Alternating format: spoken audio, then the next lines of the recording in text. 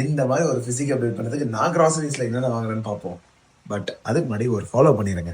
First Greek yoghurt இது ஒரு நல்ல ப்ரோபயோட்டிக் அண்ட் ஆல்சோ இதுல 170 கிராம்ஸுக்கு வெறும் 100 கேலரிஸ் தான் இருக்கு with 17 grams of protein. Next rice cake இது ரொம்ப கம்மி கேலரிஸ் அண்ட் ஆல்சோ இது ரொம்ப நேரம் உங்களை ஃபுல்லா வச்சுக்கும்.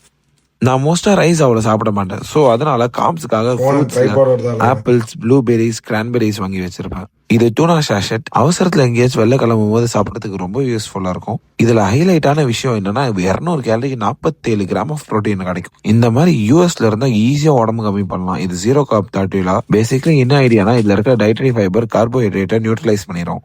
கொஞ்சம் bananas and lean ground beef.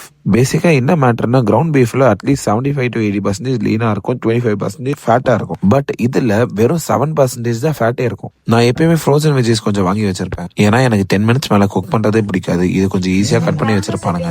And also some iceberg lettuce. இவ்வளவு பண்ணிட்டு சிக்கன் பிரஸ்ட் இல்லாம எப்படி? அண்ட் இதுதான் என் life saver. Most of the times என்னோட கிரேவிங்ஸ் இது மட்டும் தான் அடக்கும். லிட்டரலா ஒரு சிக்கன் நகட் சாப்பிட்ற மாதிரியே இருக்கும்.